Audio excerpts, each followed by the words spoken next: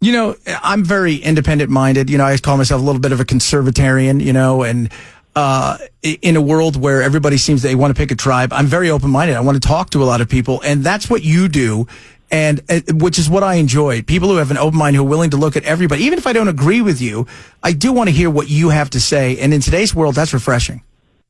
Yeah, certainly. And I think it's boring to agree with somebody all the time. And I think if you find yourself, particularly with a politician, agreeing with them 100% of the time, you're probably not thinking deeply about every single issue, because whether it's left or right, the types that are drawn to politics, just in general, but especially these days, tend to be very power-hungry and arrogant people who kind of blow with the wind in terms of where their positions go.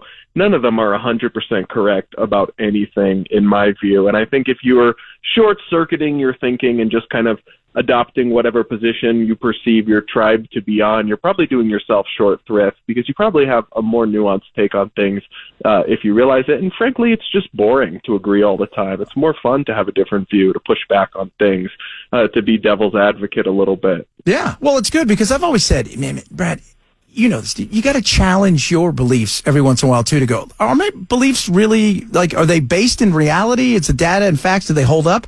And I think so many people nowadays, because everything's an identification. I identify as this, and this is who I am. So if I'm right or left, that is who I am, and I don't want anything to pierce the armor of my beliefs. Yeah, and then you end up saying ridiculous things and not realizing that you're doing that. I mean, the CNN hit was a good example. One of the people on there described Trump offering people buyouts if they wanted to resign from the federal government, including 8 months paid severance, as him terrorizing federal employees. Now, that's the kind of thing that in any normal room would be laughable, would be risible, right? Like, you're not terrorizing people by offering them the voluntary chance to resign and get 8 months paid vacation. Most people get laid off all the time in corporate America and are lucky to get a fraction of that. Everyday people work and don't get any severance at all. And it's only voluntary, right? But in an echo chamber where everyone is of a certain perspective, you can find yourself saying silly things and not even realizing how silly they are. Talking to Brad Polumbo, Brad versus Everyone. YouTube, go check it out. He'll open your mind and make you laugh too, because you also have crazy people on there when you're talking about him. Like some of the stuff, was it Whoopi and them the other day with all the trans people, and just, oh my God, it was just insane. Yeah, there's kind of a never-ending supply of delulu, as I would put it. Just coming from the internet, coming from mainstream media, coming from the LGBT community, a lot of these people haven't learned the lessons of recent years and really are kind of unrepentant and strident in their fringe views, which is entertaining, but certainly not good for our country in any long-term sense. So I try with all this stuff to laugh about it, because if not, you find yourself getting really bummed out. You know, you talk about like the delulu and all that kind of stuff. I've said this for the last couple of weeks. Every time I turn around, I look at the Democratic Party and I think, you guys are getting weaker. You're a rudderless ship. You're going with the wind, taking you to a place you don't want to go, and then you double down. And it's like they've not learned anything about what took place in November. No, they haven't. And the funny thing is, like, it shouldn't be that hard to beat Donald Trump. It shouldn't be that hard to have a palatable alternative, because whether you love him or hate him, he's chaotic and he does divide opinion. So there's a lane that if they could just be sane and normal, I think a fair number of people might be drawn back towards them. It's kind of an intrinsic thing in politics that people move towards the side that's not in power. So like when a president gets elected, the other side often wins the next midterms. The Democrats are just doubling down on the crazy. I mean, one of their top priorities yesterday, a bunch of them just unveiled a slavery reparations bill. That's a crazy idea that would cost like $14 trillion. You'd have to tax tens and thousands of dollars from people, and it would just divide America up by race in a very divisive way. It polls terribly.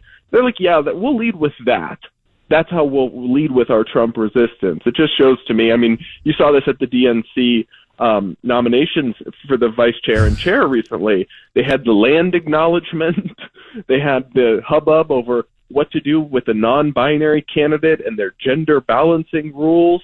And then there's the constant hysteria. These people are talking as if Trump is going to bring about the Handmaid's Tale or segregation or whatever, and they discredit themselves as legitimate opposition. It really shouldn't be that hard to offer an alternative. No, well, that's it.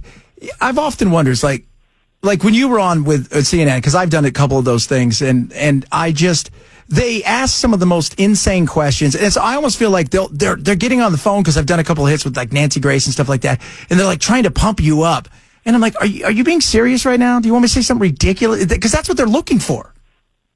Yeah, it is unfortunate. That's kind of just the cable news business. They are looking for you to say something outrageous. They're also looking for somebody that's like very reliably going to give them like a team red or a team blue take. So sometimes it can be unpredictable if they book someone like me, and it's a little harder to get booked because, you know what, depending on what the story of the day is, I might agree with Trump or I might disagree with him because I actually have opinions and principles and values, and I apply them to whatever's going on. I don't decide based on the person saying it. So there were even one or two times when Biden was president, even though I'm on the right politically, where I supported things that he did, specific things. And I disagreed with most of it, but that's the thing they're actually not looking for is critical thinking. They're looking typically in that kind of scenario for someone, preferably somebody not that bright, that they can just demonize and beat up and kind of gang up on and own to do fan service to their own side. Now, I will say that show with Abby Phillip is a little bit of a different example. She actually has genuine diversity on there, and I'm sure she gets pushback from network executives about it. But most of the time, they're looking for a caricature to shadow box with more than they're looking for a substantive conversation with somebody with different but nuanced views. Talking to Brad Polumbo, he's got a YouTube show that's awesome. Check it out. It's called Brad versus Everyone. You do it daily, right? Yeah, Monday through Friday with bonus episodes on Sundays. What's the time frame for you put something like that together with you? If you have guests, or are you working on from the moment you get up through the midday before you release it? Yeah, I'm a one-man show, so I'm preparing and filming and editing basically every day, and then trying to get it out by the early evening. It's also available on audio feeds, so Apple, Spotify, all that. Brad versus Everyone.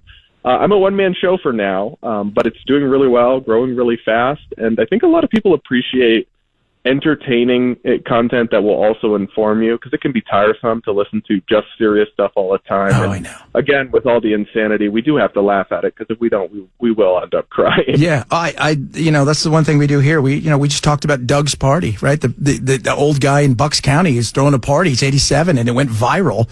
Because you need to have that's what life is, right? Like I have a 6-year-old. She was excited yesterday because she got a brand new doll, Brad. It was the most amazing thing ever. It was incredible. She played with it all night. She didn't care about DOGE. No. What do you think of the DOGE? What do you think? What do you think of the DOGE? I said earlier, and I think Elon is as much a problem for them as far as they're building up the class warfare. He's everything that central casting would give them, the progressives, to fight against. And that's been a lot of their focus, as much as it is about getting rid of some of the stuff that they love. Yeah, I think it gives them a good pantomime villain to kind of put against. And I do think it's funny that the liberal media like MSNBC are all saying President Musk. They're just trying to get under Trump's skin. I actually predict that there may be a feud or a rift between the two of them sometime, because two people with that much ego, not in a bad way, but ego in the sense of like being such a huge character and filling up a room, two men like that often, I think, struggle to share the spotlight. I think I support a lot of the goals of DOGE. Obviously, we've got a massive federal government with insane levels of bloat and waste. I worry to some extent about the chaotic way in which some of it is being done. And I guess that worries me, because some of it is being done a little bit haphazardly in a way that could kind of damage or taint the cause of fiscal conservatism. And then, honestly, it is great to crack down on all the DEI spending. I mean, we're funding like transgender musicals in random African countries. Some of the stuff they've uncovered is insane. But in terms of the federal budget, entitlements are driving us off a cliff. Yeah. And this stuff is, I don't want to say it's like not a significant amount of money. We're talking about billions of dollars. It's a lot of money, but it's not enough to save or change the trajectory of our federal finances around the edges. You need real systemic reform, and I don't think DOGE is going to get us that, because it would require cutting into things that Trump and basically everyone is unwilling to touch, like Medicare, like Social Security, like Medicaid. like the military budget, perhaps, although even that, you can't balance the budget just from that. So I think it's a good thing for sure in some ways, but I worry a little bit about the chaos, and I'm not sure it can solve the bigger issue problems. No, that's one of the things I've talked about is look, this is all great. You are cutting around the edges, and you can save some stuff, I think, and make it more efficient, maybe knock off 10%, 12, 15%. That'd be great. But unless we're going to address the reality, that elephant in the room, which is Medicare, Social Security, and even to a certain extent, the military, which I think is the best shot they have getting into the Pentagon with Pete Hegseth and getting some of these contracts that we signed to produce stuff that we no longer need or use, but you got to fill that contract. Yeah, I mean, the military one is tough because there is that big constituency that wants that budget to get bigger and bigger and funnels it to their friends. I used to live in the D.C. area, and you'd walk by beautiful, gorgeous Raytheon and Boeing buildings that you knew were just paid with your tax dollars. And obviously, we need a strong military.